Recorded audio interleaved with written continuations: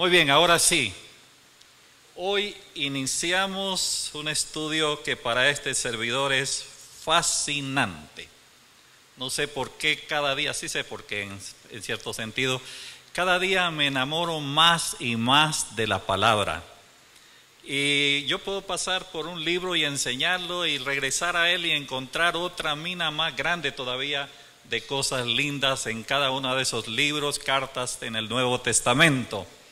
Pero hoy juntos vamos a iniciar el estudio de la primera carta de Pedro. ¿Cuántos alguna vez han estudiado la primera carta, ya sea en un estudio bíblico, en una serie de mensajes, lo han leído y todo eso? Me gustaría saberlo para ubicarme un poquito. Qué bueno, hay varios que han hecho estudios de la carta. Pues yo quiero animarles a todos que desde ahora se propongan, aparte de su tiempo devocional con sus lecturas ya asignadas que ustedes tienen, que incluya un poquito de leer la carta primera de Pedro, y ustedes van a empezar a encontrar muchas joyas ahí en esa carta, y ustedes van a estar mejor preparados todavía para cuando venga alguien aquí y haga la presentación de algunos pasajes ahí de la Escritura. Ahora, vamos a iniciar solo por ubicarnos un poquito con el escritor. ¿Quién fue? Todos lo sabemos, el apóstol Pedro. Y todos, uno de los personajes que quizás más conocemos de la Escritura es el apóstol Pedro. Ya si les preguntara a ustedes, bueno, ¿qué saben de Pedro? Ya, todos ustedes van a quizás mencionar cosas muy interesantes. ¿Un hombre qué? Muy impulsivo. El pobre hombre sí que varias veces se equivocó en sus apreciaciones. El Señor tuvo que darle duro al pobre Pedro. En cierta ocasión el mismo Señor Jesucristo le dijo al pobre Pedro: apártate de mí, Satanás. Qué duro fue el Señor con el pobre apóstol Pedro. Fue uno de los primeros en ser llamados para ser discípulo del Señor. Era un pescador, como ustedes lo saben. Y yo creo que era un pescador, un hombre próspero, tenía su empresa. Era de una región conocida como la región de Galilea. Y cuando se nos presenta a Pedro, como se lo estoy presentando ahora, solo que era de Galilea, eso ya quiere decir mucho sobre este hombre llamado Pedro. Galilea era una de las regiones donde vivía la gente más pobre, una de las regiones un poco despreciadas. Los de allá de la capital de Jerusalén, de Judea, de esa zona ahí, cuando se referían a Galilea, de donde era Pedro, siempre lo hacían con cierto desprecio. Hasta en cierta ocasión, uno de los sacerdotes ahí que le tocó participar en el juicio del Señor, cuando Nicodemo quiso sacar algo de bueno de esa región de Galilea: ¿acaso tú eres también seguidor de ese Galileo? Está hablando de Jesús en este caso, ¿ya? Y este doctor de la ley hizo una referencia bien interesante que nos dice mucho a nosotros. ¿Cuándo ha salido algo bueno de Galilea? ¿Algún profeta? Dígame que ha salido de Galilea. Ninguno, de ahí no sale nada bueno. Pues de ahí era Pedro, de Galilea, ¿ya? El hombre, como ustedes ya lo han expresado, era un hombre muy impulsivo ahí. Pero no solo eso, ¿ya? Era un hombre decidido también. Cuando el Señor lo llama, dice que inmediatamente él respondió, dejándolo todo. No anduvo pensando en su negocio lucrativo, la pesca, en su oficio de todo el tiempo, de su familia. Jesús le dice: venga, sígame, y ahí va pues. Tal vez un poquito impulsivo el hombre, pero ahí va, siguiendo al Señor. Ahora, este mismito hombre, como les digo más adelante, el Señor va a reprenderlo duro, va a formarlo, porque no era simplemente que el Señor era duro, sino que en su proceso de formar a este en particular, a todos sus discípulos, va a tratar específicamente con él. Y en cierta ocasión, el Señor hizo una predicción de esas duras también. Cuando él le dijo que iba a ir al Calvario, que esto y que lo otro, no suceda tal cosa, le dice Pedro. No, no vaya a hacer eso, que por aquí, que por allá, ¿cómo nos vamos a quedar nosotros? Estoy parafraseando lo que Pedro le está diciendo al Señor. Ahora, fíjese bien, ¿sabes qué te voy a decir, Pedrito? Ponte de, no lo dijo ponte de pie, ¿verdad? Pero quiero hablar un poquito contigo. Les ha dicho antes a sus discípulos, mire, todos ustedes me van a negar. ¿Y sabe qué dijo Pedro? Otra vez el impulsivo. Es como si yo les dijera, pues todos ustedes pueden negar, pero yo, ni se lo imaginen, yo no te voy a negar, Señor. Le dice, ¿sabes qué, Pedrito? Me vas a negar 3 veces. Y 3 veces lo negó al Señor de la forma más triste que puede pasarle a alguien. Cuando andaba el Señor siendo enjuiciado, ahí andaba Pedro, pero andaba ¿de qué? Lejos, ¿ya? Y después fue hasta calentarse un poquito ahí con los enemigos del Señor. Y una de las chicas, una muchacha, dijo ahí, este es uno de sus discípulos. ¿Y sabe qué dijo el hombre que había dicho que estaba dispuesto a morir aún por el Señor? Hombre, yo ni siquiera lo conozco. Qué triste. Y ahí sí el pobre Pedrito se vino abajo, ¿ya? Por eso el Señor, después aún de su resurrección, Él va a tomar en especial a Pedro para levantarlo, ¿ya? Recuerdan, cualquiera, ustedes y este servidor, que en alguna u otra forma negáramos al Señor, ¿cómo nos sentiríamos? Desinflados, dicen ustedes, nos sentiríamos frustrados, nos sentiríamos molestos con nosotros mismos, a saber cómo nos sentiríamos, pero a este en particular, el Señor, después de haber resucitado, miren, hay unos pasajes bien interesantes que quiero que lo leamos porque nos van a enseñar muchas cosas. Cuando el Señor resucita, miren lo que dice Marcos capítulo 16, verso 7. Marcos 16, 7. Busquen en sus Biblias, solo para que vean esa forma como el Señor trata de restaurar a este hombre que ahora, como diríamos hoy día, está en la llanura, está en una situación de mucho desánimo y quizás hubiera sido el acabose ya para su vida, su carrera cristiana, su carrera como discípulo y todo lo demás. Y en 16:7, cuando se anuncia la resurrección del Señor a unas mujeres ahí, el ángel le da esta orden, miren en Marcos 16:7. Pero id, decid a sus discípulos, ¿y qué dice? Y a Pedro, de manera particular a Pedro, que él va delante de vosotros, ¿a dónde? A Galilea, va delante de vosotros a Galilea, ahí le veréis como os dijo. El Señor se dirige exclusivamente a los discípulos, vayan, denle la noticia, pero háganlo de manera, y a Pedro, no se van a olvidar al pobre Pedro, que ahí está todo apachurradito, todo avergonzado, todo lo demás. Ahora, en otro pasaje en Juan, cuando el Señor se les aparece después de haber resucitado, nuevamente Él le va a dirigir. ¿Recuerdan cuántas veces negó Pedro al Señor? 3 veces. Después de haber resucitado, el Señor le va a hacer 3 veces la misma pregunta, aunque hay formas verbales que cambian ahí.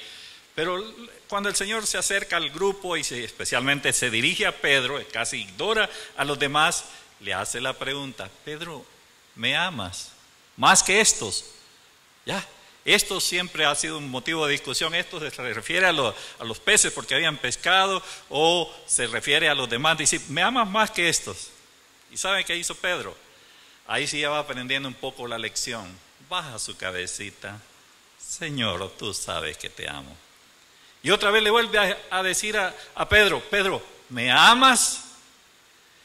Pues Señor, tú lo sabes que te amo. ¿Por qué me estás acorralando? No, que me imagino al pobre otra vez, ¿verdad? Y la tercera vez, Pedro, ¿me amas? Y en cada una de esas veces que él responde, le va a dar una comisión muy especial a Pedro. Pero lo que me interesa aquí es cómo el Señor aparta tiempo para dedicarlo ¿a quién? A Pedro. Después que el Señor ha resucitado, que viene el día de Pentecostés, Pedro va a tomar las riendas del desarrollo de la iglesia. Es el hombre que Dios va a usar para poder llevar adelante la proclama del Evangelio, el establecimiento del reino del Señor, el llevar el mensaje a las naciones. Ahí si estuviéramos hablando de las misiones esta hora también. Ahora, es ese mismito que estaba todo apachurrado, ¿ya? Que el Señor trata de ¿qué? De levantar.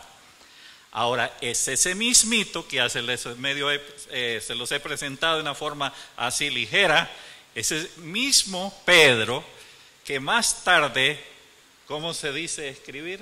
Ya recuerdo, ¿verdad? Va a mandarles, bueno, escribir es así, va a mandarles la primera carta. ¿Cómo es que se dice primera? Primera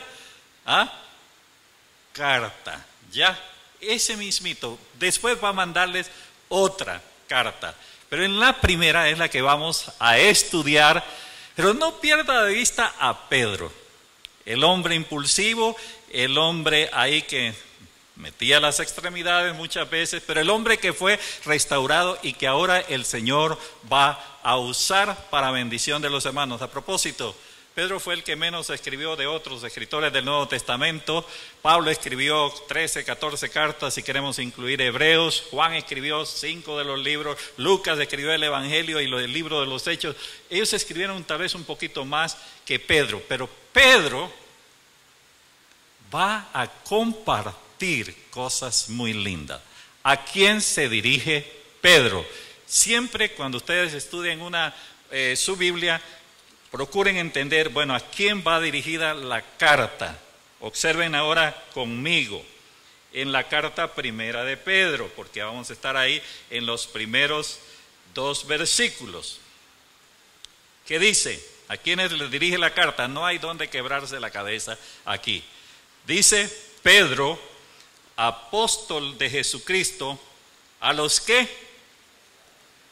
A los expatriados de la dispersión en el Ponto, Galacia, Capadocia, Asia y Bitinia. ¿Qué está pasando y por qué se dirige a ellos? Estos a los que él llama, ¿cómo le llama? Expatriados, es decir, que están fuera de su lugar, fuera de su región y todo eso. Por otros lados ahí de el Imperio Romano, a ellos les va a dirigir la carta. ¿Por qué a ellos? Este es un momento, Pedro escribe su carta aproximadamente entre el año 63 o 64 después de Cristo. ¿Ya? Después de que Cristo vino, murió, resucitó y todo eso. El año 63 o 64 de la era cristiana, Pedro escribe su carta a este grupo de creyentes que la están pasando requete mal. ¿Y qué es lo que está pasando? En ese tiempo el emperador de turno era el hombre que ustedes han conocido más también de los emperadores. Fueron varios los emperadores y les aseguro que no recuerdan a quizás ninguno de ellos, pero sí recuerdan uno. ¿A cuál recuerdan? Herodes el Grande y todo eso, pero los emperadores romanos, uno de ellos que es bien conocido se llamaba Nerón. No sé si ustedes recuerdan, pero antes se usaba mucho para los perros el nombre de Nerón. ¿Cómo se llama el perro? Nerón. ¿Por qué? En recordatorio de aquel malvado llamado Nerón, que fue uno de los emperadores que no fue del todo así como decir que era un malvado, un hombre muy feroz, que esto y que lo otro. Hizo cosas buenas para el Imperio Romano, pero hablando de los cristianos, él los persiguió duramente, y más tarde aún, en el año 70, los va a acusar a todos los creyentes. Estos fueron los que le metieron fuego a Roma, vayan tras ellos, maten lo que esto y que lo otro, y él era el que le había metido fuego a Roma. ¿Ya? Años 70 y destruye hasta Jerusalén y esto y lo otro, en el año 70 después de Cristo. Unos años antes, Pedro les escribe a estos hermanos: ánimo hermanos, están viviendo lejos. Imagínense ustedes ahora que viene persecución en Guatemala, aquí en la ciudad capital, Y solo hablar para decir algo, que ustedes empiezan a salir y otros empiezan a salir de la capital para ir a vivir en algún departamento donde ni siquiera conocen. Algunos pobres de ustedes se van a vivir hasta el Petén, que esto y que lo otro, y allá también los persiguen y todo lo demás. ¿Cómo estarían ustedes? Felices en el calorcito de Zacapa. O felices en Petén, teniendo que iniciar una nueva vida allá por causa de la persecución. A ese grupo de creyentes es quien Pedro les escribe. Ahora, ¿cuál es el propósito al tomar la pluma y escribir? A propósito, la vez pasada escuchaba, saben que yo creo que Pedro no era un intelectual, pero sí era un hombre. Más adelante en el libro de los Hechos, o en el libro de los Hechos se nos dice que era iletrado, pero no está diciendo la Escritura que no sabía ni leer ni escribir. Yo creo que sí sabía eso, pero no era de la élite intelectual de aquel tiempo. Un hombre sencillo, un hombre pescador, un hombre ahí acostumbrado a todo en la vida, pero no es de la élite pensadora de aquellos días. Pero él va a escribir bajo la dirección del Espíritu Santo. ¿Con qué propósito? Y es sencillo otra vez, al menos para este servidor, animar a este grupo de creyentes que está pasándola súper mal en su vida. ¿Cuál es el propósito? Animar a estos creyentes que están pasándola difícil, que han sido sacados de sus tierras, de su lugar, de su residencia, de su trabajo, de esto y lo otro, y andan lejos por allá, peregrinos. Podemos tener algunas similitudes aún en América Latina hoy día, pero no nos vamos a meter en ese rollo. Pero lo cierto es que aquí está un hombre que tiene en mente a estos queridísimos hermanos que la están pasando mal. ¿Qué le va a decir? Ahí es donde tenemos que detenernos y estudiar esta carta tan linda. Pero si se graba esto, al menos para este servidor, Roberto Munguía, Pedro va a presentarles el asunto del sufrimiento desde la perspectiva divina. ¿Ya? Nosotros siempre vemos el sufrimiento desde otras perspectivas sociales, teológicas, de esto y lo otro. Pedro lo va a decir a mis queridos hermanos, quiero hablarles del sufrimiento, pero desde una perspectiva que es la mejor que yo he encontrado en la vida, y es desde la perspectiva de Dios. ¿Por qué sufren los hijos de Dios? Va a decirle mucho de eso en la carta, y a propósito, cómo debe ser la conducta nuestra, aunque estemos bajo sufrimiento en nuestra vida, bajo persecución, bajo situaciones difíciles. ¿Cuál debe ser la conducta nuestra? ¿Cómo ser pueblo de Dios en medio de todo eso? ¿Cómo debe ser nuestra actitud hacia las autoridades? De todos esos temas. Y de paso también Pedro se mete a hablar, y ahí sí cuesta un poquito, pero yo voy a desarrollar ese tema, porque empieza a hablar en capítulo 3 hasta del matrimonio. ¿Qué estaba pasando en los matrimonios? Era aquel día que se mete el tema del sufrimiento, en medio del tema del sufrimiento y del ejemplo que debe ser Cristo para nosotros. ¡Pum! Cae ahí de repente hablando del matrimonio. Pero esperemos hasta capítulo 3. Capítulo 5, el apóstol Pedro, ya fui hasta capítulo 5, mire, estoy dándole así un vistazo ahí de la carta primera de Pedro, y no voy ahí capítulo por capítulo, sección por sección. El capítulo 5 va a dirigirse también al liderazgo. Qué interesante. Toca temas muy, muy puntuales también, aparte de animar, de consolar a sus hermanos, va a dirigirse al liderazgo. ¿Saben qué? Yo soy también anciano como ustedes. Los ancianos deben tener esta actitud, esta forma de dirigir la grey del Señor. Pero como eso no es para nosotros en este momento y ahora, quien exponga el pasaje, pero más adelante sí, algo que tiene que ver con nosotros ahora, aquí. Saben que en capítulo 5, y después regresaré al capítulo 1, que es la introducción, ¿verdad? En el capítulo 5 va a hablar para Roberto Munguía otra vez, cómo ustedes en medio del sufrimiento, en medio de las luchas de la vida, pueden manejar un aspecto que es bien difícil de manejar, el asunto de la ansiedad. Y todos ustedes saben, Primera de Pedro 5:7, campero gratis hoy para los que es la broma que ya le conocemos, dicen ustedes. ¿Qué dice Primera de Pedro 5:7? ¿Ah? ¿Echando qué? Vuestra ansiedad sobre el Señor, porque Él tiene qué. La situación que están viviendo les está causando, diríamos hoy día, un estrés, ¿verdad? Terrible, depresiones, que esto y que lo otro. Pero lo que tienen que aprender a manejar, dice Pedro, es ¿qué aspecto? La ansiedad. Mire que Pedro no era un ignorante, ¿ya? Eso es lo que sabemos hoy día. Usted jamás, escúcheme ahora lo que le voy a decir, usted no cae en una depresión de la noche a la mañana. Usted pasó primero por largos periodos de ansiedad, ¿ya? ¿Qué es eso? ¿Se come? ¿No se come? ¿Cómo es el asunto? Eso hablamos en otra ocasión, porque no es ahora. Solo quiero decir que toca este tema también muy puntual de la ansiedad. Pero algo que sí es responsabilidad mía, porque de repente, de aquí a que llegue capítulo 5, ustedes les voy a dar 3 claves que Pedro da para el manejo de la ansiedad de hoy, de mañana, de pasado mañana, en medio de su sufrimiento. Hay una cosa que todos los que estamos aquí nos parecemos, solo una tan sola cosa, o tal vez hay más de una, pero vaya, por ejemplo, Angélica, póngase de pie. Cristian, pónganse de pie. ¿En qué se parecen Cristian y Angélica? ¿En qué se parecen? Tal vez sí en eso, ¿verdad? Ok, pero ¿hay alguna cosa en que se parezcan? Angélica tiene el pelo largo, Angélica no tiene barba. Solo estoy ilustrando. Gracias, mi querido hermano, perdón mis tonteras ahí a veces, ¿no? Pero todos los que estamos aquí somos totalmente ¿qué?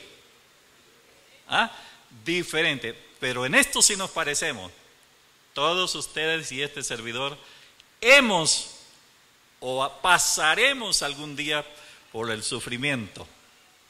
¿Han pasado por el sufrimiento en algún momento de su vida? Claro que sí, y en eso sí, aquí sí que cabemos, hasta los niños si estuvieran aquí con nosotros, caben en el mismo, ahí sí costal, también experimentan ansiedad profunda. Pues aquí les va el secreto que Pedro da. Tienen sus Biblias abiertas en 1 Pedro 5, pero hay que leer desde el 6 hasta el 8. Este no es el mensaje todavía. Pero ya se va a terminar el tiempo. Ok, del 6 al 8, lo que Pablo va a decir. Paso número 1 para manejo de ansiedad, si le sirve hoy, mañana, pasado mañana. Recuerde esto. Primero es que tienen que hacer es pónganse en la mano poderosa de Dios. ¿Qué dice? Humillados bajo la ¿qué? Poderosa mano de Dios. Todos ustedes y este servidor sabemos que nosotros estamos en la mano del Señor.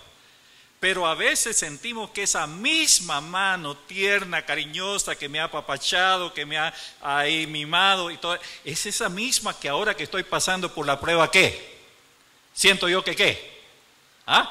Que no me está acariciando, me está apachando. Y que te damos ganas de decirle, ya, Señor, ¿qué está pasando que me has agarrado así? Póngase en las manos poderosas de Dios. Véalo como debe ver a ese Dios, tierno, cariñoso, y no como usted lo ve en medio de su tribulación. Segunda cosa, eche toda su ansiedad sobre Él. Vamos a ver, levanten la mano los maestros que están aquí, maestros de educación primaria, secundaria, universitaria, levanten la mano. Varios. Tengo una pregunta para ustedes. Si no me la responden, lo suspendemos de su colegio. No. ¿Qué dice Pedro? Echando, y la pregunta es sencilla, ¿el verbo en qué tiempo está? Es un gerundio, dicen ustedes, ¿verdad?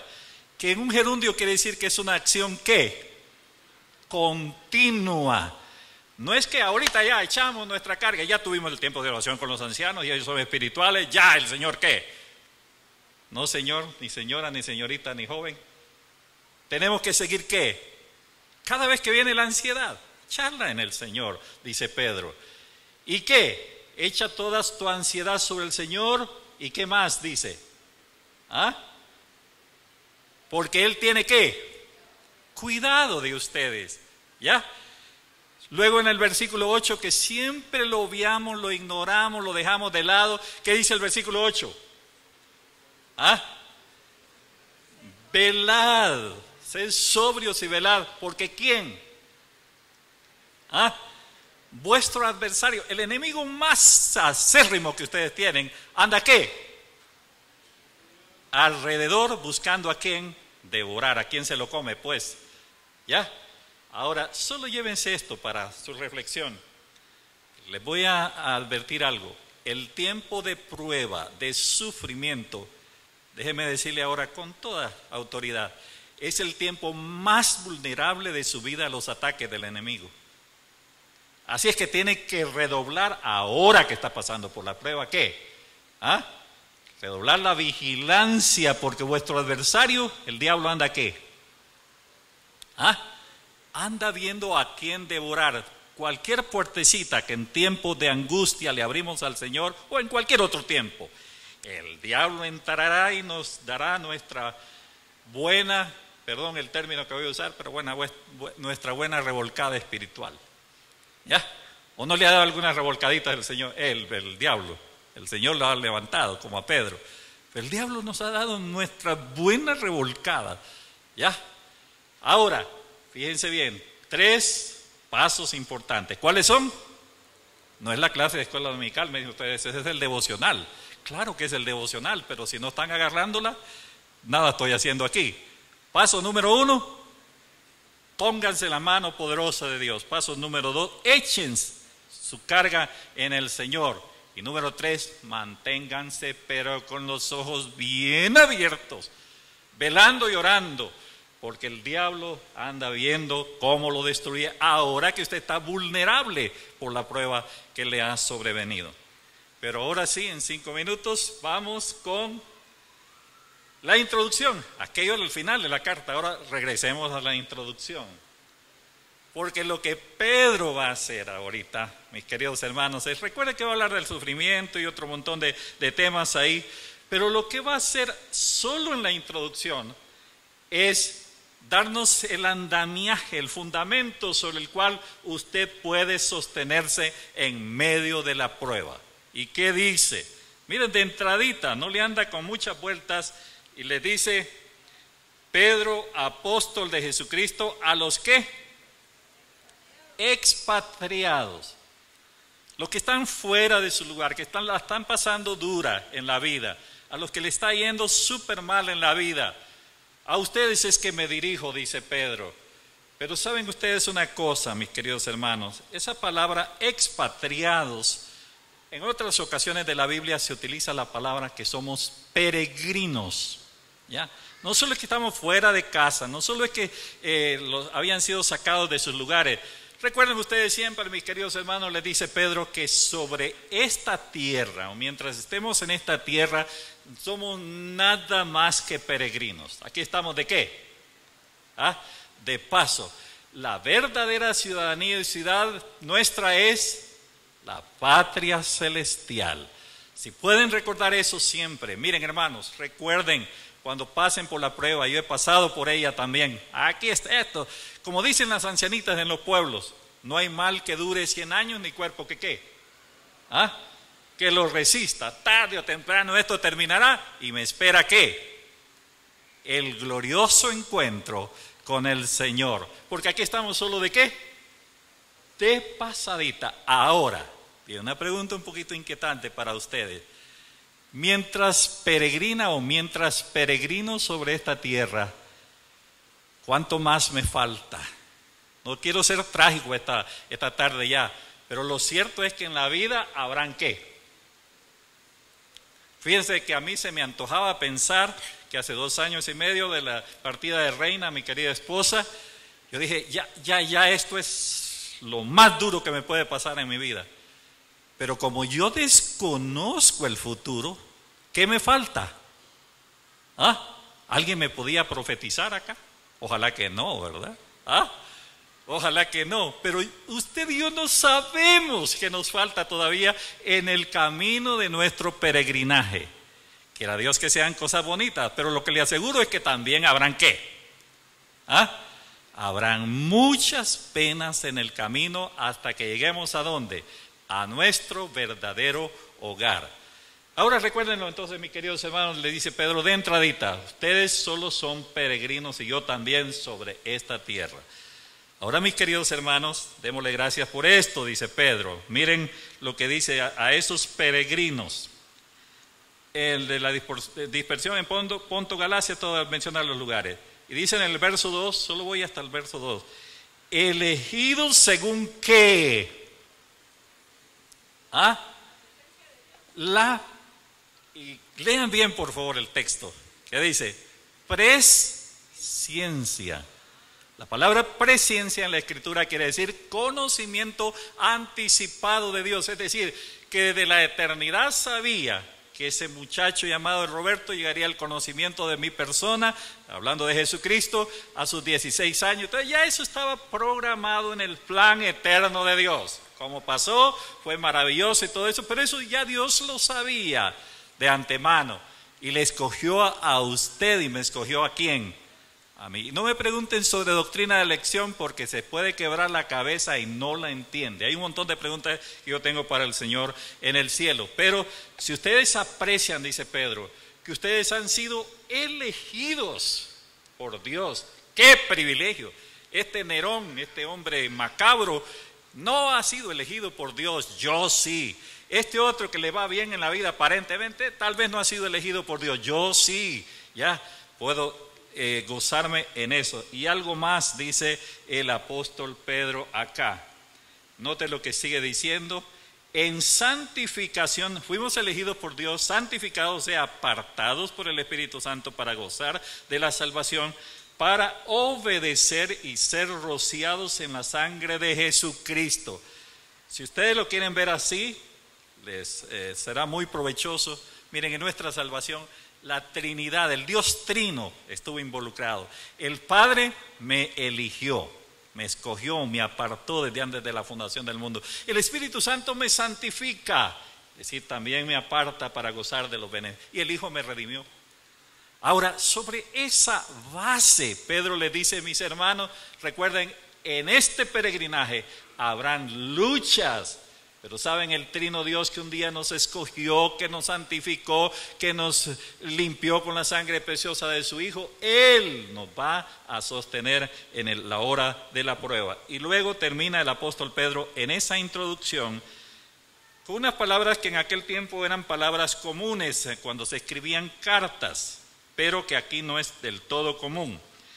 Gracia y paz, o sean ¿qué? Multiplicada. Pedro no está haciendo un simple saludo en este momento. Sencillamente, mis queridos hermanos, espero que la gracia de Dios que un día los salvó sea la gracia que los sostenga en el caminar diario durante dure el peregrinaje y hasta que lleguemos triunfantes a su presencia. ¿Qué me va a acompañar en mi vida? Dice Pedro, la gracia de Dios, y ojalá que también la paz de Dios esté con ustedes. Saben que la palabra paz es la que ustedes también han oído un montón de veces y que hay gente que le gusta repetirla, la palabra shalom. Y la palabra shalom quiere decir bienestar total, es decir, aún en medio de la prueba. Porque nosotros, cuando estamos pasando la prueba, ¿cómo le puedo llamar yo a esto bienestar total?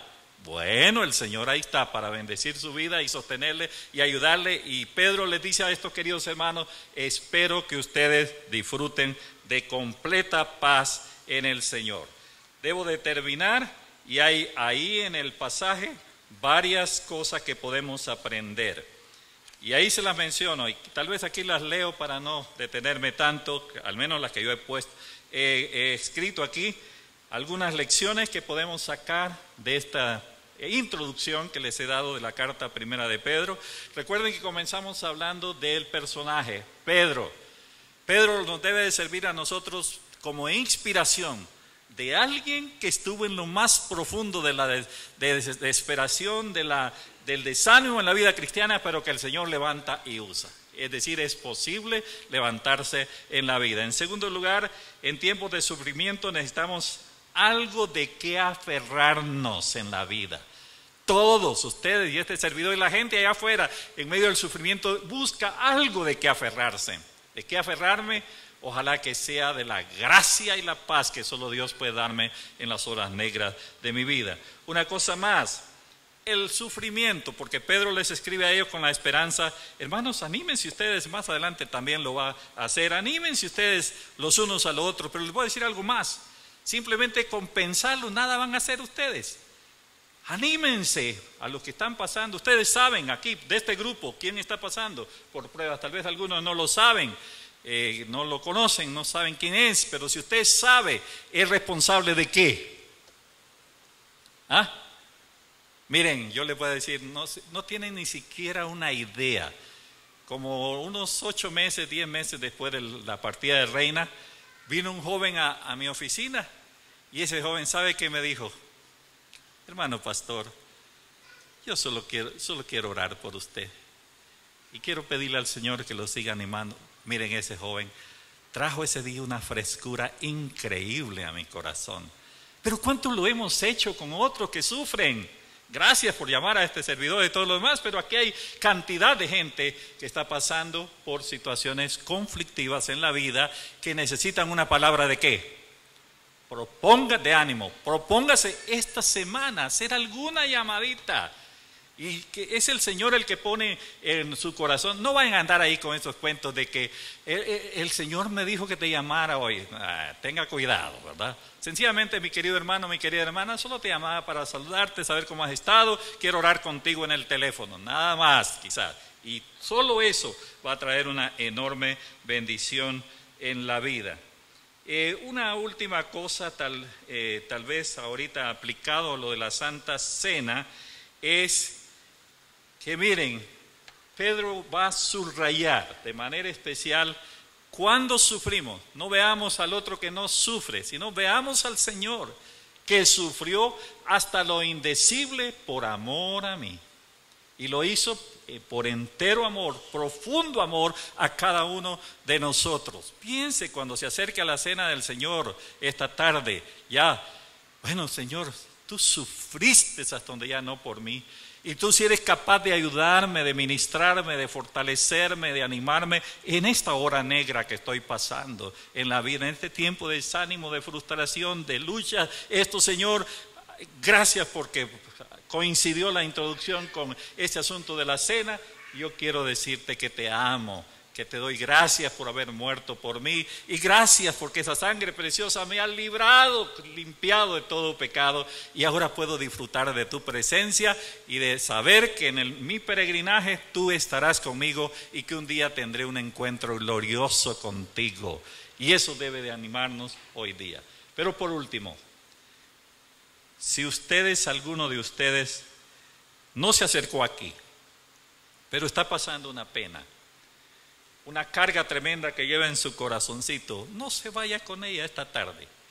Y eso cuesta a veces, pero pónganse de pie los de ustedes que tienen una carga muy grande ahorita en sus corazoncitos y quieren que voy a terminar orando por ustedes. Así es que ánimo, yo no voy a estar aquí coaccionándoles o presionándoles a que ustedes se pongan de pie para yo orar por ustedes. Pero si llevan una carga, pónganse de pie ahí y voy a orar por ustedes. Oremos, mis queridos hermanos. La carga de cada uno de estos amados hermanos y hermanas, solo tú la conoces, Señor. Y solo tú eres el que ha estado ministrándoles tal vez de forma eficaz en sus vidas. En este tiempo de árido de la vida, de desiertos en la vida, de conflictos en la vida, de luchas en la vida, Señor.